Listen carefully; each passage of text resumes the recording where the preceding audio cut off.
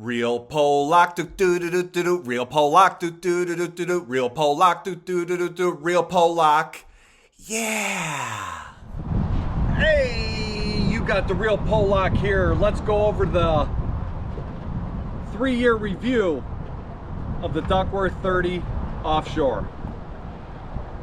Let's start at the top of the boat here. Go over a couple things. All right, let's address the black elephant in the room. That's a green stick. I believe it's 34 foot. If you guys are gonna green stick your Duckworth, do not skimp. We've got a 1/2 inch aluminum plate. I built a box. It's all braced underneath in the ceiling. Chains with turnbuckles going down the cleats that are braced underneath also. Don't skimp on that because the amount of force that is used when this releases is tremendous. And never ever ever have a troll that with the lines out to the side, because 35-40 feet up in the air, when you get a giant bluefin that hits, it will roll the boat. Elliott 6-person Solus A. Never had to use it yet, but it's a good one. The light here needs to be upgraded. It's not light, it's not bright enough. So definitely look into getting a higher lumen light. Diamond plate up here gets slippery when wet. I don't like it. So I don't know if there's a way to opt out on that on the build on your Duckworth, or Weldcraft, but I don't like it when there's ice. Just upgraded, got the Starlink going. Instead of having a satellite phone, you could get, I think it's 150 bucks a month. Pick and choose your months. Get the Starlink for your boat. Anywhere in the world it'll work. Shakespeare 8-footer, I could get probably about 80-90 miles of reach out of it. A lot better than the clothes hanger antenna they gave me with the boat. Durabright lights on the front of the boat. I'm able to see about 1 mile out in front of me. It's worth its weight in gold. It draws a lot of power, but it's worth it. Mantis, 25 pound with 25, possibly 30 feet of chain on there. I've never ever had that anchor let loose on me. I've been in 200 feet of water anchored up with 600 feet of road, 40-mile-an-hour winds, and that anchor is held. Easy pull anchoring system. They went out of business, but they did get bought out, so parts are being made for it. I had a clutch plate go bad on it. On the side of the clutch plate, there's a button. There is the button. That button pushes in and allows it to free spool. Salt water got into that because you can see right now, stopping, it stopped pointing up. Salt water gets into that, corrodes it, seizes up on you, and you have to replace that clutch plate. But other than that, it's been working flawlessly. Replace the 3/8 bolt that they give you on the pulpit with 1/2 inch. The force of that anchor puller sheared that bolt off right there like it was nothing. Like nut and honey. Here's the look from the front with the Durabrights right there. I got the baffles on there to direct that light a little bit better. That Starlink, when you mount that Starlink, it has to be mounted at a certain angle. Seaview makes a product that it is a bracket that perfectly angles that for proper modulation. I've had to adjust the hatch in the front at the bow because I was getting water in there, so I had to replace a couple things on it, but that's running good. You can kind of see I had to reseal around these hatch covers, latches. After 3 years, I am due for new windshield wipers. I called Renaissance Marine, the maker of Duckworth and Weldcraft. They gave me model numbers for what windshield wipers I need. Motors are running perfect. .350 V6 Verados, 2 issues. Number one, I had a needle coil, whatever that means. Needle coil go bad. And then I had the trim switch on this get some moisture in it, and it wanted to trim up by itself when I was in below freezing conditions. 25 horse kicker, absolutely 0 issues. There was an install error when they were pulling the cable through. They frayed it and it was rusting, so I had to replace the throttle and shift cable. Back switches for the macerator and the washdown pump and my live well. All the wires were corroded back here. I've had some waves come over the back in salt water, and that's what started the corrosion process. I put a gasket, run it all the way down, made new connections on the switches, replaced the switches, everything's running good. LT Marine rod holders, the best, not the rod holders, but the gunnel mount swivels. These are 360-degree swivels. They're the best. You're gonna get what you pay for. They're expensive, but they are the best. Muddy Creek rod holders, very nice. The only issue is they loosen up over a period of time in rough water, so always check your nuts and bolts, make sure they're tightened, but no problems at all with the Muddy Creeks. I've had to replace the magnet on the Tunador, no big deal. Simrad Hailer, I think is beautiful. I sit in here, it's heated, my crew's on deck. I could hear them through the VHF, and I could talk to them. Both sounds are adjustable, so I could able to hear more or speak louder. Most of the time I'm speaking louder with my crew. EPIRB, don't be douches, get an EPIRB. Upgraded to the Yeti 210. I'm really happy I did. There's a lot of room for activity in there. Also, 2 people could sit on it, 1 person could lay on it and sleep. And on the 30-foot offshore, it avoids going in the doorway, in the walkway. I would check to see the measurements on the 28 and 26 and 24. Problem is, you can't lower the seat down here to get into the boat, but you could always step on there to get in and out of the boat, so it works. The back hatch, I like to use it for the generator extension cord. As you can see, I got pretty much 0 corrosion on this boat because I'm pretty stern on using salt away product. And again, on the transom, I deleted this as a fish well. There's no reason to have this as a fish well. Those corners will beat up your bait. They'll all have red noses and they won't be worth the shit. So this is just turned into a bleeder box. And don't be thinking that you guys are going to be keeping ice in here for days, even though it's insulated.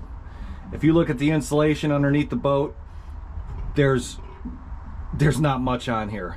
So always come up with a different plan here, because this is not going to keep ice unless you're fishing in Greenland.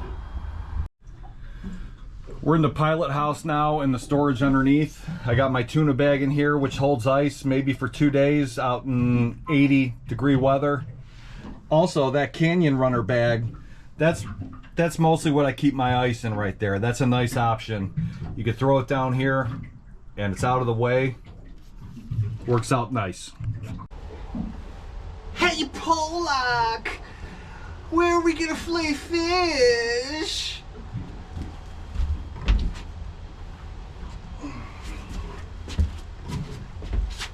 Custom made by the real old Polak.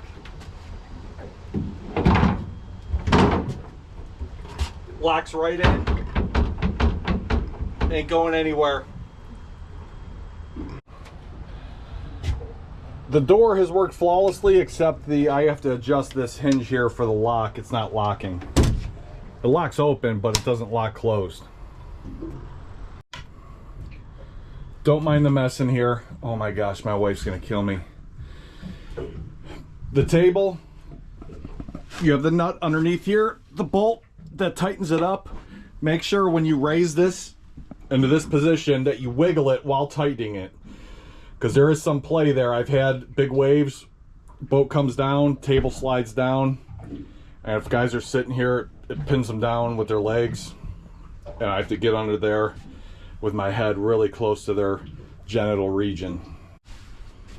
Again, I deleted the dinette, or not the dinette, the freaking, what's it called? Sink and refrigerator, because I just don't have any need for that. I got a griddle that goes on the back that I cook on, and we got enough ice on the boat. So put a seat there instead of that. Jabsco pooper! It's running pretty good. I mean, I blew a fuse one time. I think I was running the pump out too long. But I think that, oh, and I was searching everywhere for a fuse. Right behind this access panel, just so you guys know. And I've been putting, because the duty smells really bad, I've been putting this marine tank treatment in, and it makes your duty smell like freaking roses. I got one of these toilet paper suction cup holders because I like the triple ply, and it barely fits in there.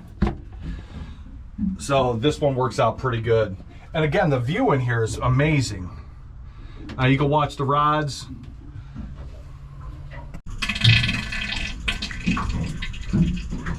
Ooh. When you're running these, when you're opening up the windows on the Weldcraft's Duckworths, always remember you have to push them forward first and then pull back. There's always a lot of people that they try to pull, always push it forward and then pull back. Everybody has their own opinions. These Simrad electronics have been running flawlessly. The only issue is my autopilot. AP44. I've had to reconfigure it a couple times. I would say once a year I have to reconfigure it. Air ride seats running flawlessly. How many times did I say flawlessly? Just adjust them for the weight of the passenger. Got to upgrade 2,000 gallon per hour pump. So I believe I'm at around 6,500 gallons per hour in bilges on the boat. When you're designing your boat, you could never have too many USBs around. I mean, there's USBs just everywhere. USBs in the cuddy, USBs in the, we call this the jack shack.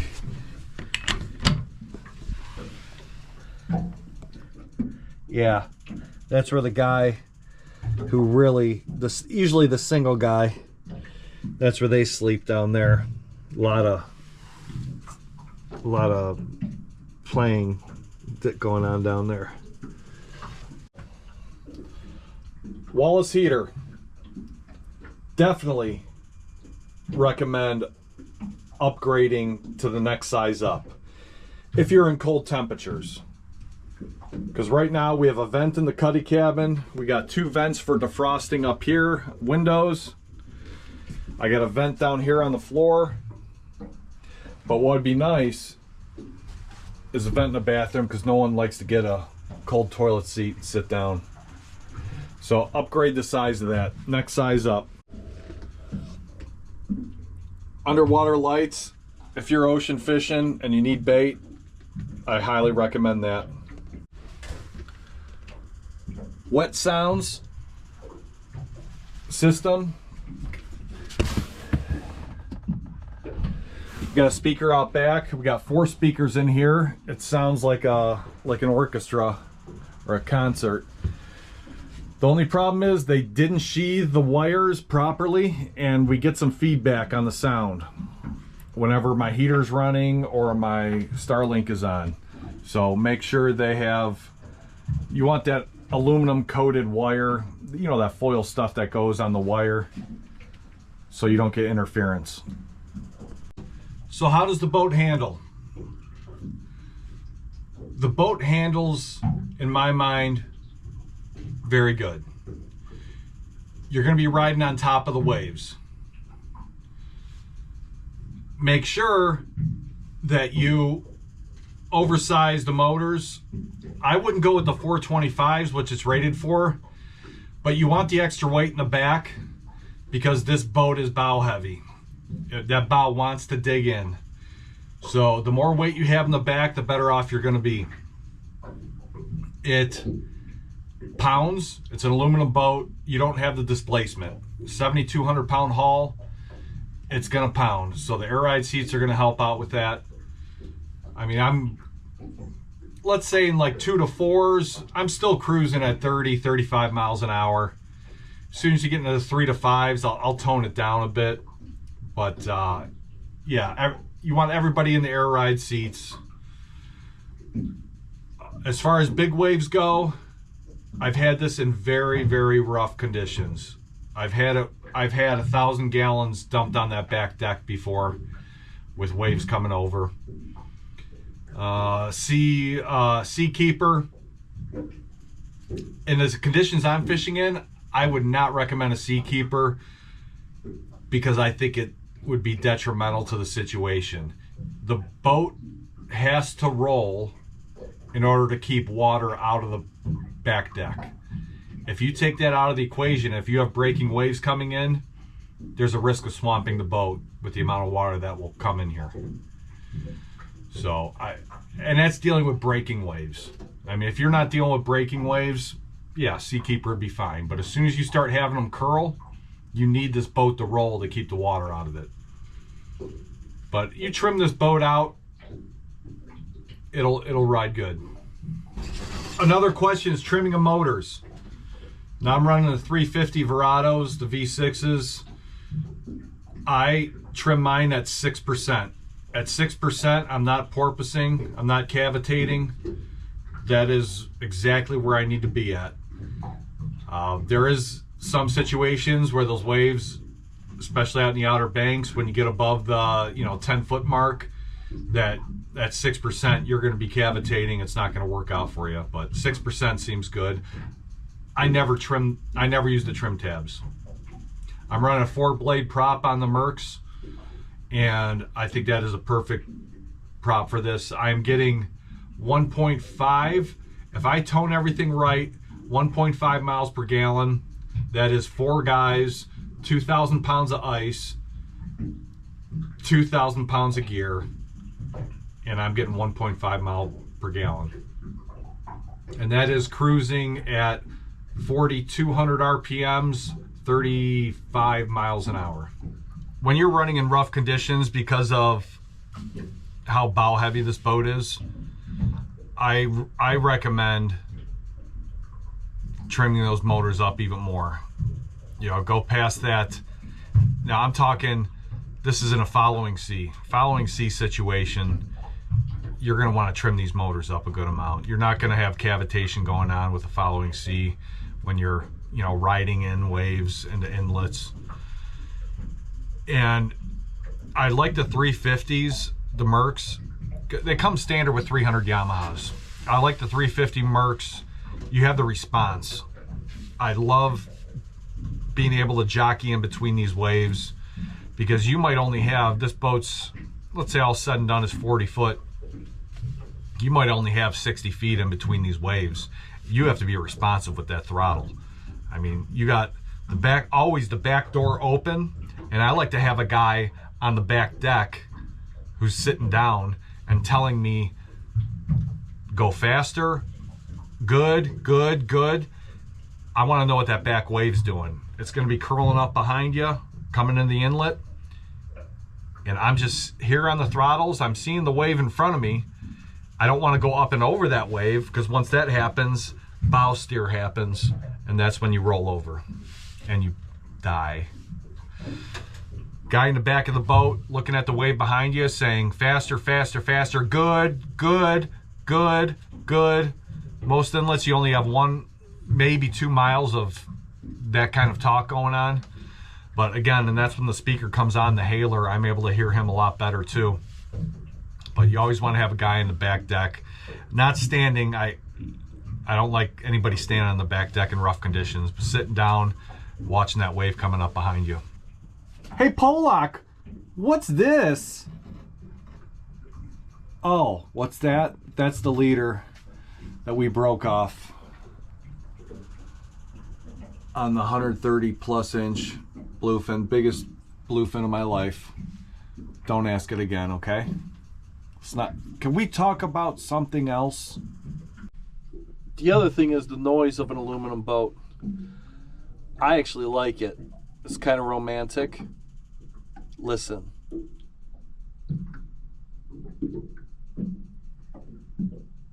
It's like you're in an aquarium. The waves put you to sleep.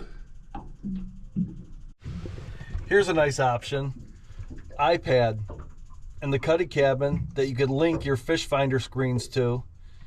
So you could have a shadowing. Is it called shadowing? I don't know. Shadowing of the screens on your iPad. So you could see the fish finder, or you could have your radar on and have that linked into your iPad here. I'm real tech savvy. The vinyl flooring has stood up. I'm surprised because I asked them for aluminum flooring and they said no, it's going to be too expensive. But marine grade plywood with the vinyl over it, and easy to clean, easy to replace. When you're running a boat, don't skip out on your toolkit. I like to have wrenches, sockets, a bunch of different fittings, and still it's never enough. But Allen wrenches, all the different sockets, zip ties,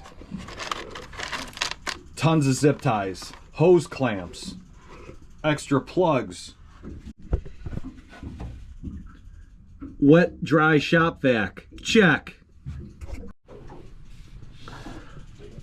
Electrical connectors, check. Crimpers, check. Heat shrinker that runs off DeWalt battery, check.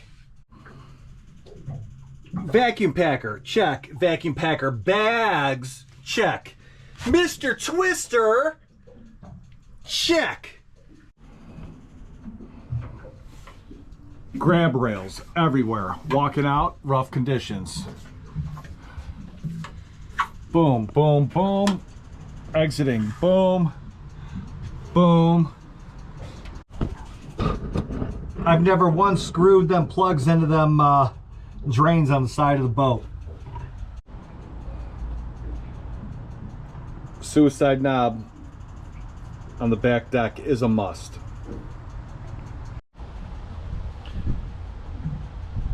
As you can notice, we got chips, everything on the inside, mostly from my crew. If I could do it again, probably extend this paint up to here. So, after 3 years of owning the Duckworth, would I buy another Duckworth? Absolutely. Duckworth or Weldcraft. This boat has been through hell and back. It's survived. I believe I survived because of having this boat. I got T-boned, almost rolled over, and I'm here to talk about it. It's got me, at 60, 70 miles offshore. I've taken this boat from Gloucester up to Nova Scotia, and this boat has done everything I asked it to do. I've spent 10 days on this boat with 4 of us on the boat. Sleeping quarters in every single space available. You go with the North River, you're going to be substituting sleeping conditions for the North River. North River does not have a sleeping quarter underneath that one I was the Jack Shack underneath the air ride seats. Doesn't have that. So you can get away with 3 people sleeping on the North River, same size boat. You get 4 here on the Duckworth or Wildcraft. So I'm a fan. I mean, it's an aluminum boat. It's going to be loud. It's going to pound. It's going to make noises that you think are going to crack this boat in half, but this boat will handle more than the human body can handle. So there is no doubt in my mind that this is a good boat. The prices are a little crazy right now, but you know, I might sell this boat and buy like a used 60-foot Hatteras, and then I'd really be living. But if I were to upsize, I'd probably go with the 44. You know, kind of eyeing up that 44 North River. But we'll see what the wife says. But hey, thanks for watching. You got the real Pollock, and this is the review of the Duckworth 30XL. Out in the street, they call it murder.